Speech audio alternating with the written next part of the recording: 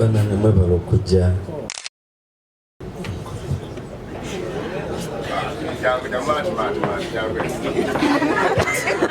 Giovanni muleke tayogera agabya jukidde mati Giovanni tayogera kuma Giovanni lwaki mulaba akaba Giovanni nze kambagambeko yali atembe yangoye ng'alina essaati ze 3 kati bweyajja okujja akutte engoye ze 3 ne sabbuuni n'ekyangwe ne mubuuza obitwala wa n'agamba bwenva wano bwentambuza engoye bwe zigaana ngenda n'enjoza emmotoka ya DJ Emma ku CBS nampa transport akola ki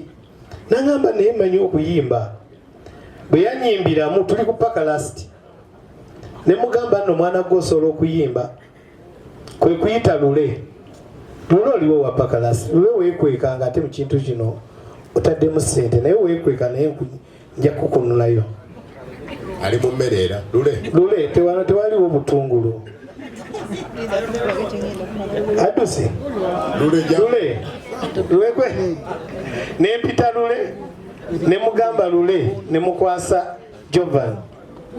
ne mugamba mutwale ku nju zange omweke enju ng'erina ekisenge n'eddiiro erimu ekinaano ogenda bba abakole ki tugenda ne tuyimba Mukama n'atujjukira netandika okutamba bwe tuti tuze tufuna embeera y'obutakkaanya twabadde nga twalinga tugifuna naye nga ekigigaana okuba ennene ennyo nga tulina ebitugatta bingi okusinga ebitwawula nga tukonsidaringa nnyo ebitugatta era oba oli awo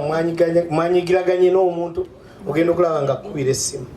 oba nawe ng'okwata essimu ng'okola ki ng'ogimukubira mu music tetugamba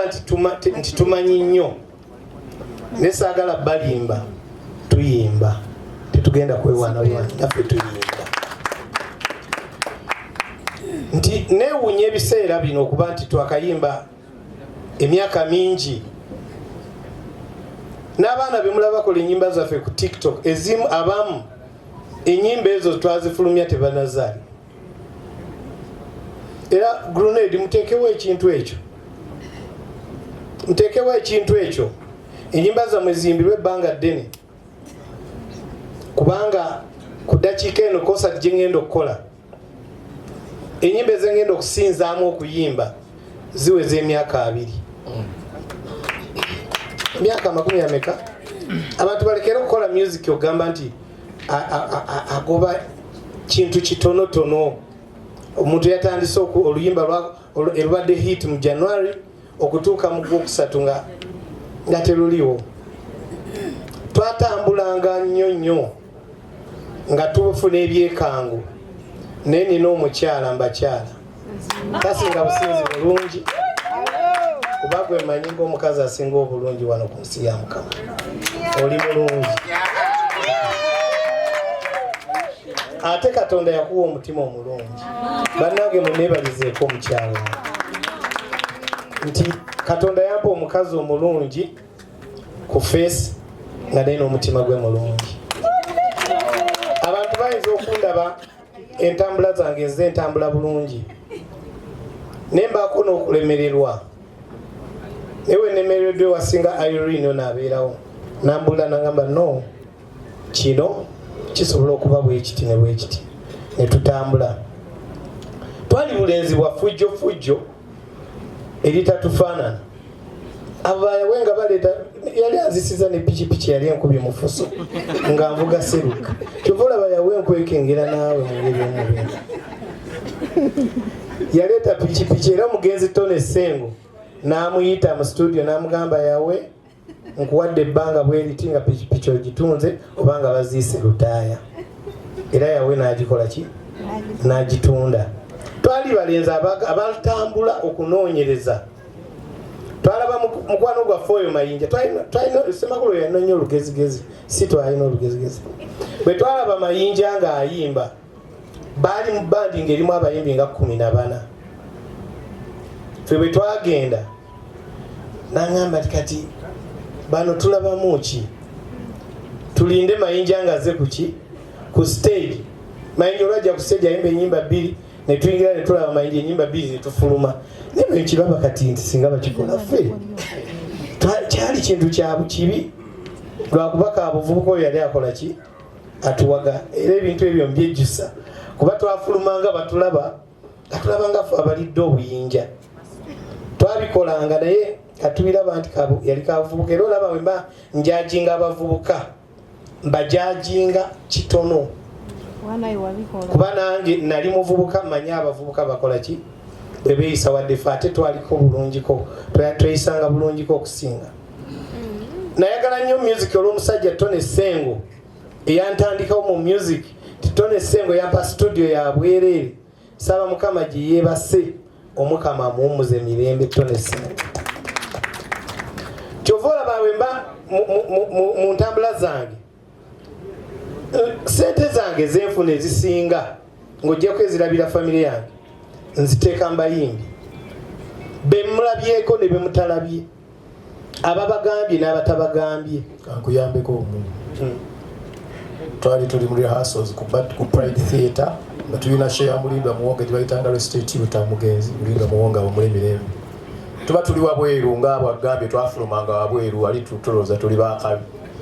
tuwulira omusajja munda mu theatre akwayimba eddoboozi epitirivu nga twali twagala nnyo Phil Rutaya kati nga tetumanyi nti waliwo omulamu ayimba ngaani tugenda okulya ng'omuntu ayimba nga Phil Rutaya ate n'omusinga alinga akola ki tugenda okutuukayo bwetyo okutunulanga Muzeeyi Kabuye Ssembogga twali tetumumanyi nga tetumuwulirangako kuba yali yayimbako dda mu bandi ya Elwamala gye bayitanga Mascots. Geoffrey Rutaya oyo bwe bagambye nti musajja yali mukujjukujju ng'ate ateekenga risk ate yali amanyi Tony Sengo kyava ŋŋamba nti naye owaadde abasajja bali abagula teepu gye bali nti omusajja oyo owulidde ennyimba ze nti nnungi nti tubalire mala mutwala mu studio nyinza okufuna ssente. Geoffrey Rutaya ye yatwala Kabuye Ssembogga okulikodinga ebisaanya alubamu ye esooka era erimanya gange endagaano yagikolera nzi n'okujjukizako Honorable Kirala kizibu nnyo muyimbi okusanga muyimbi munene amuteeka mu ssente ate nga ffe twali tetufulumyangako baali babiri ne Kezia Nambi era nakwewunya leero sigiina bakwata abayimbi babiri nga tebakusinga obukulu kumbi kuzaala tinabutwala mu studio. So nayagalanga nnyo music oba wange oba si wange nze nga nyumirwa ate nze n'abayimbi abantu baŋŋamba oba Joe kuwambuuziza ti abayimbi booleeta bwe bagenda okibala otya ne mugamba sina bwe nkibala nze singa agenza aba musanyufu gwe ngenda bateekawo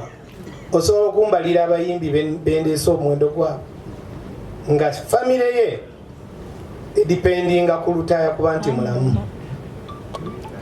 bangi nandibadde nabo mu bandi bandiyimbye paka budde bukya naye ayimba akole ki agende era mu ekyo njagala kurecognizinga abayimbi bange babiri wa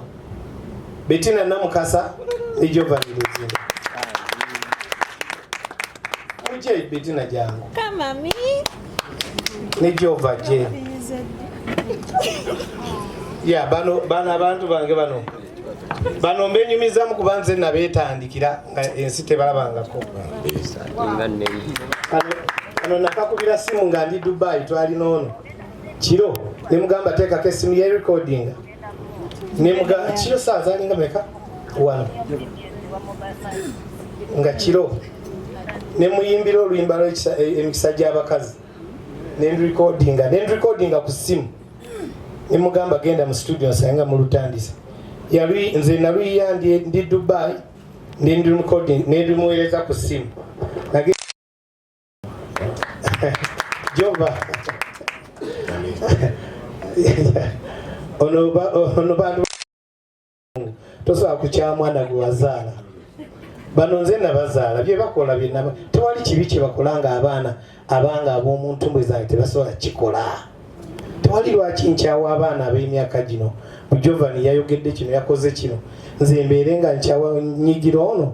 gino emyaka njingiramu ki ye naawe buuzaako ku bantu kuba olunaku lwange Oli myaka gy'akabuvubuka wa Eddie yawe yatugonyabwe kufuna guma tokaaba gumojja tujjukiza ennaku naffe tulina ennaku janguwa bino byasanyu bino byasanyu naffe tulina ennaku ayinza okukabira naye nenzukira jjajjange yafa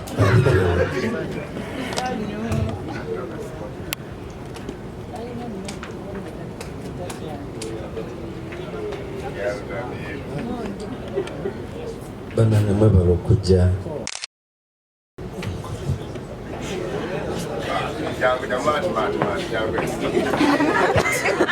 Jovan muleke tayogera ana byajjukidde manti Jovan tayogera guma Jovan lwaki mulaba akaba Jovan nze kambagambeko yali atembeya ngoye ng'alina esaati ze 3 kati bweyajja okujja akutta engoye ze 3 ne sabbuuni n'ekyangu ne mubuuza obitwala wa n'agamba bwenva wano bwentambuza engoye bwe zigaana ngenda n'enjoza emmotoka ya DJ Emma ku CBS nampa transport akola ki n'agamba naye manyi okuyimba bwe yanyimbiramu tuli ku paka last ne mugamba nno mwana gwe osobola okuyimba kwe kuyita lule oliwo wa paka last lule weekwekanga ate mu kintu kino otaddemu ssente naye weekweka naye nja kukunulayo ali mu mmere era lule tewaliwo butungulu adduse lule lwekwe nempita lule ne mugamba lule ne mukwasa Jovan ne mugamba mutwale ku nju zange omweke enju ng'erina ekisenge n'eddiiro erimu ekina